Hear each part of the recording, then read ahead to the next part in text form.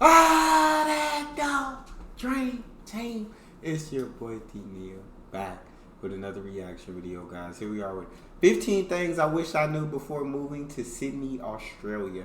And before we dive into these 15 things, I need you to dive into that subscribe button, ring notification bell, get a video thumbs up so it gets suggested. You guys have a favorite video suggestion, you can subscribe to Patreon or drop it in the comment section. What you got? Hello guys, and welcome back to my channel.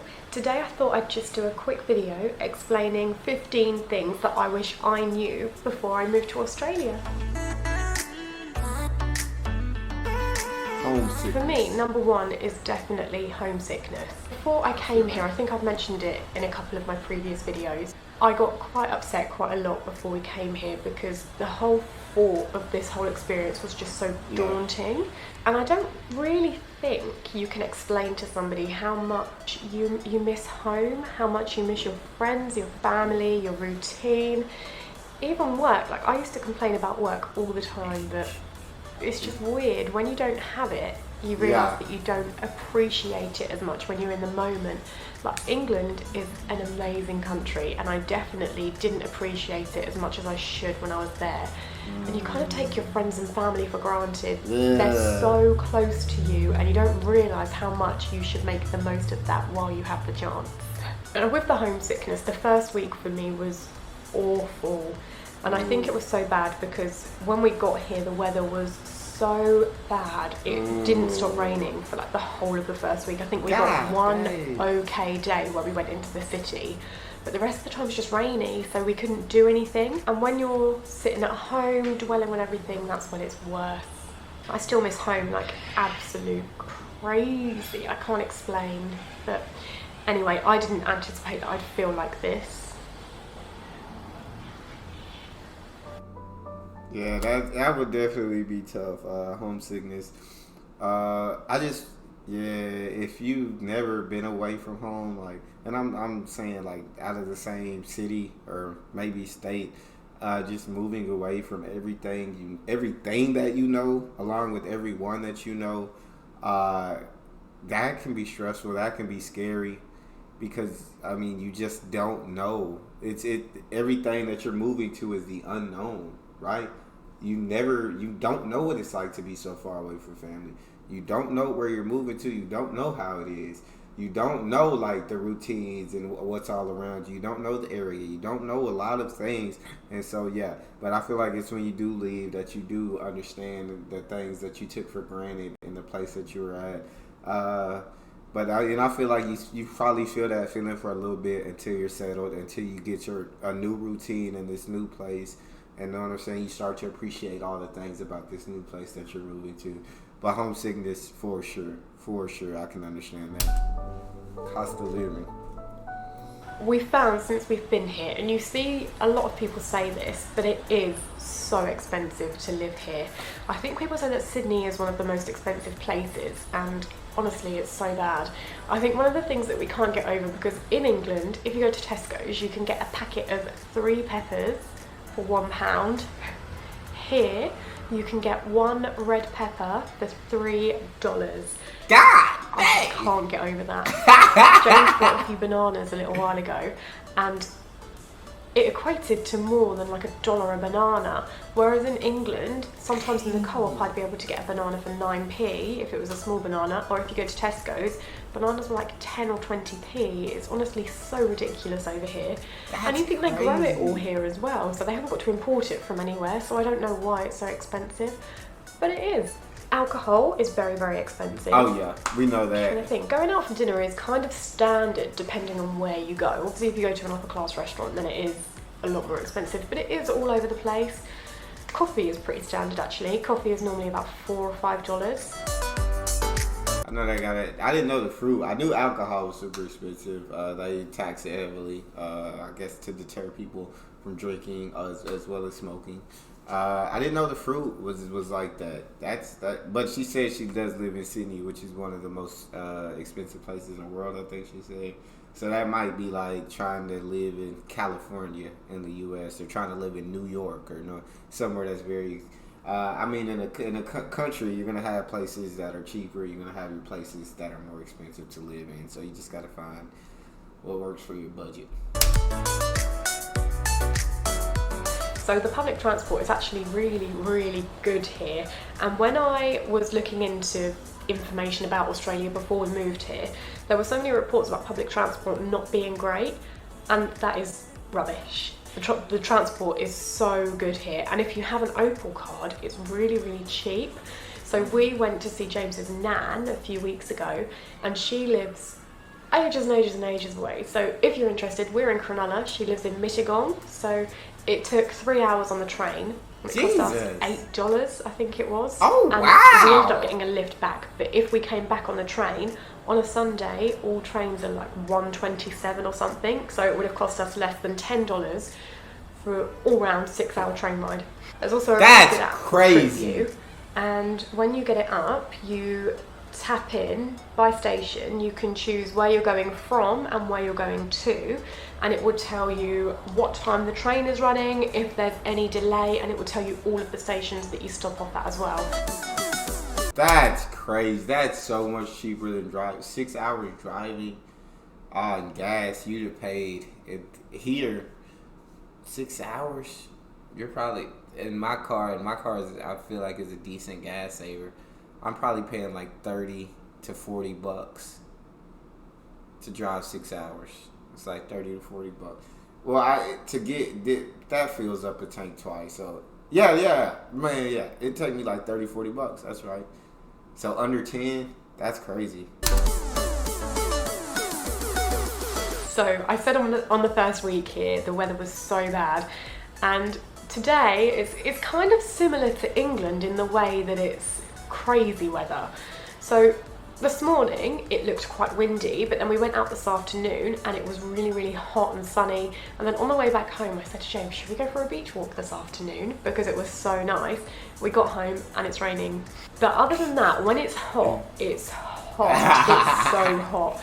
Compared to England, you can feel the sun like burning through your clothes. It's mad. And if you go out in like a vest top or something, you really do feel it on your skin, so you really, really do have to wear sun cream.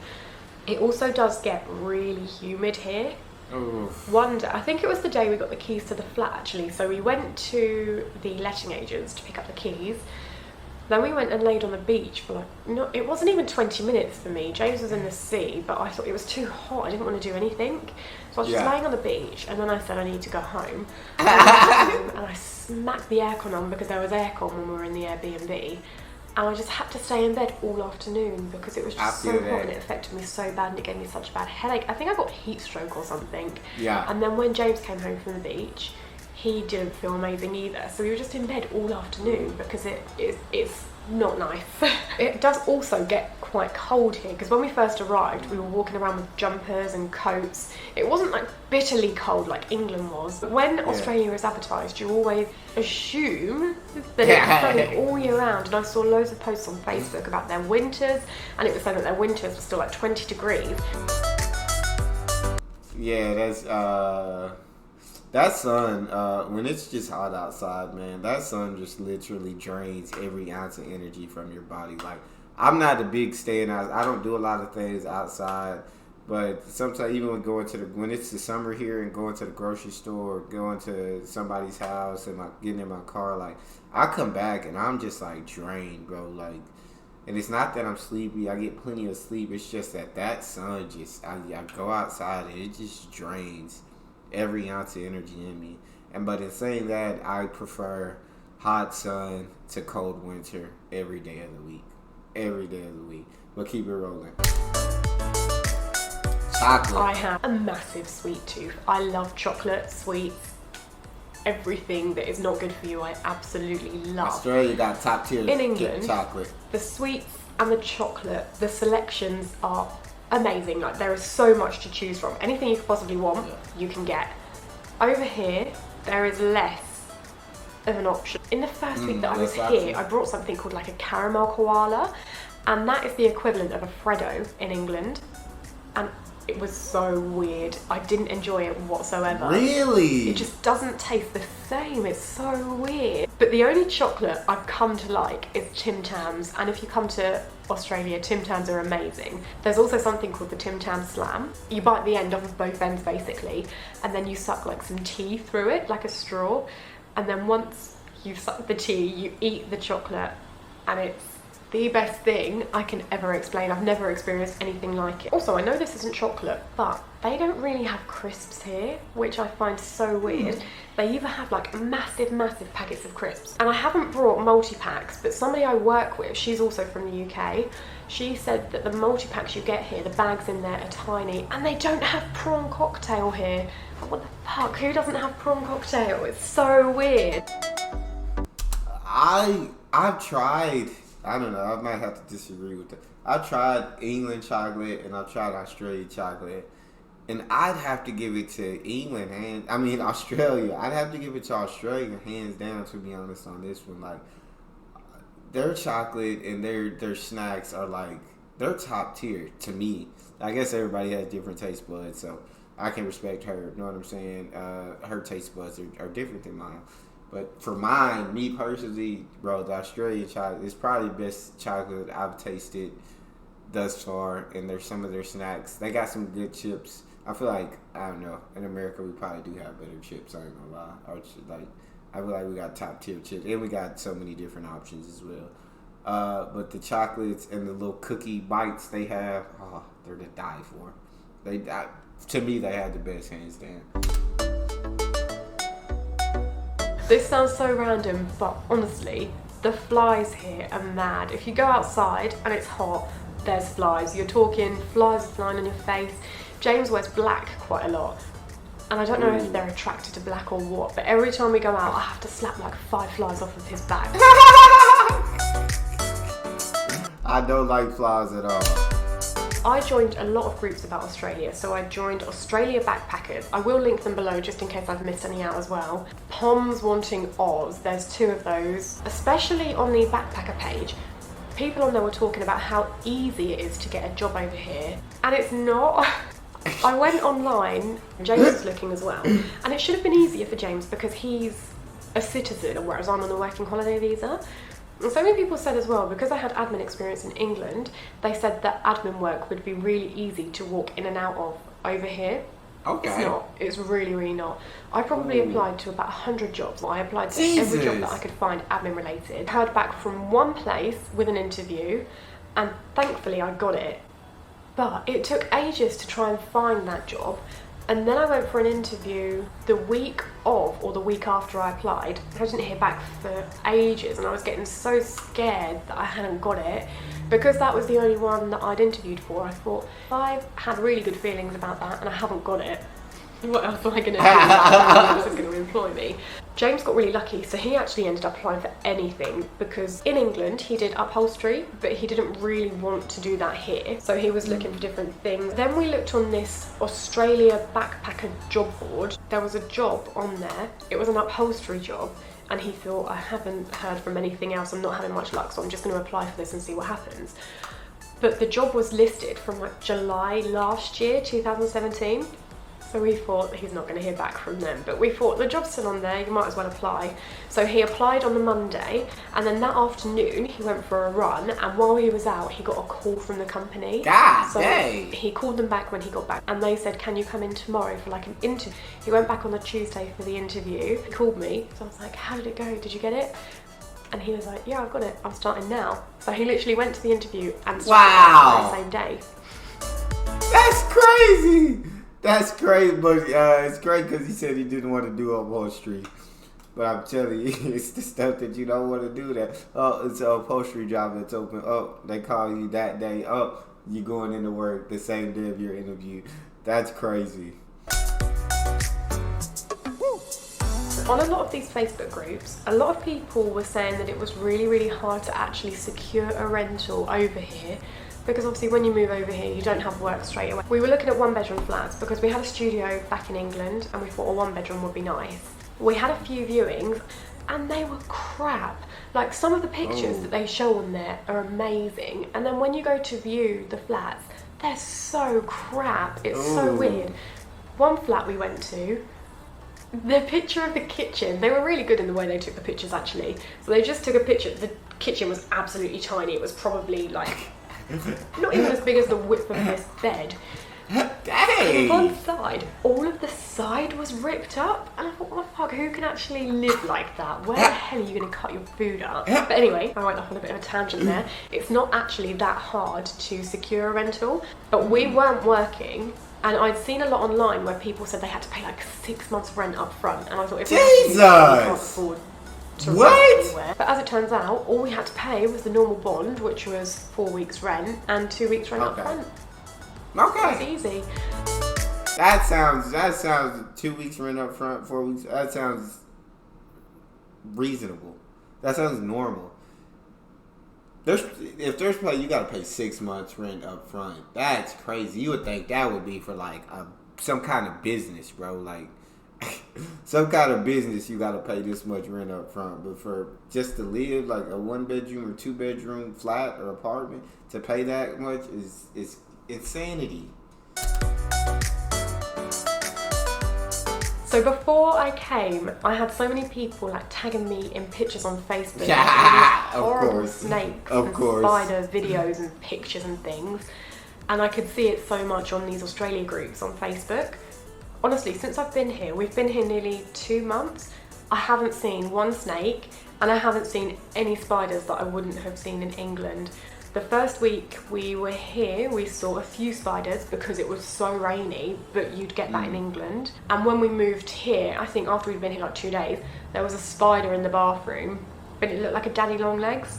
I know we're in the city, so I guess if you're living more in the city, you're not going to see as much. I guess if you're more towards the outback way, you will get more. But if you're coming to Sydney, you won't see as many as people make out that you will. You do get cockroaches here though. We've only seen a couple. I remember we went to Burwood shopping centre, I think it was. And as we walked through like the entrance, this massive, I'm not even joking, it was probably about that big, just scurried along the floor. We were like, what the fuck? Yeah, I don't be messing with them cockroaches. I don't mess with insects, roaches, none of that. I'm not a fan. As long as they need to leave me be, let me have my space. Y'all go outside, stay outside, do y'all thing, but don't come into my space. You feel me? It might be one of my favourites. So they do speak very, very fast here, and they try to shorten everything. So when we first moved here and we were going around the shopping centres, the general greeting is, how's it going? And I'm just like, No, I didn't really know how to respond to that, but it's basically just, how are you? So everybody will ask you, how's it going, mate? And this is one of my favourites actually. So they say, she'll be alright. Which is like, you'll be alright. Yeah, she'll be alright. Sanger is sandwich. Macca's, I love that. Macca's is McDonald's. Bogan is chav. I really like Bogan, that's such a cool word. And also, how weird is this? So the other day, I was at work and one of the doctors came out and said, can you pass me some liquid paper? And I just looked at him like, what is liquid paper? And then the lady that I work with passed it to him and I was like, that's liquid paper? I'm like, we call that Tipex. What is it? I don't know. What's liquid? We must call it something different here in America. Liquid paper? What would we call that in America? Y'all help me out.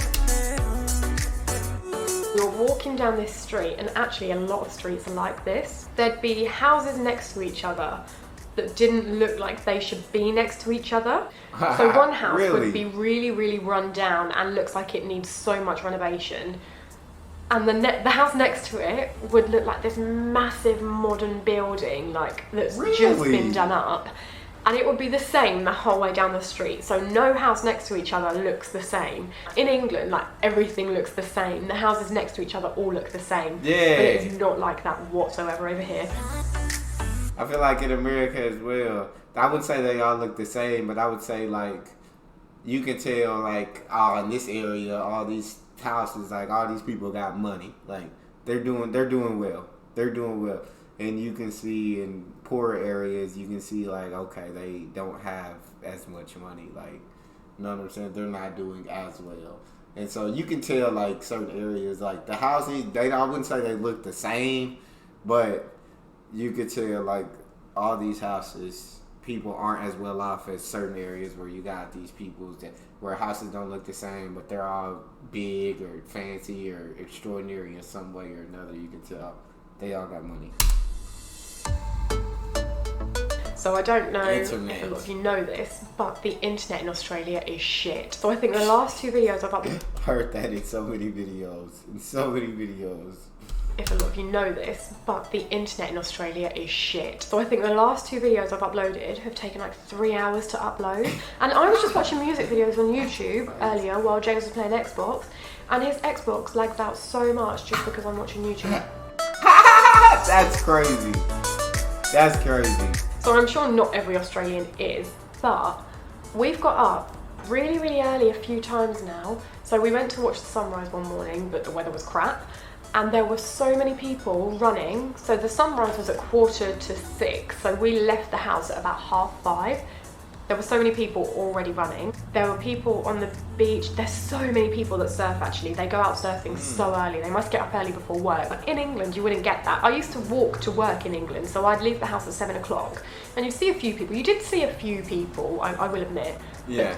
Nothing compared to the amount of people you see here. And on my way to work, crazy. a couple of times we've got a park down the road and there's people in there with weights and stuff, doing weights, doing sit-ups and press-ups, and that's really early in the morning. And then when I got to work, there's another park near the train station.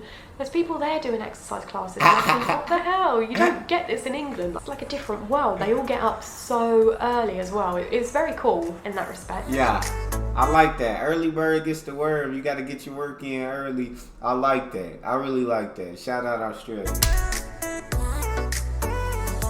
There are so many different birds here. So the most common one, there's some outside at the moment actually, is cockatoos, and you get some lorikeets, magpies, but they're different magpies compared to what you get in England. They sound beautiful. They are so loud. I'll insert a clip here of when me and James left a restaurant. It must have been about 8 o'clock at night. Listen to this. Oh, wow. Jesus.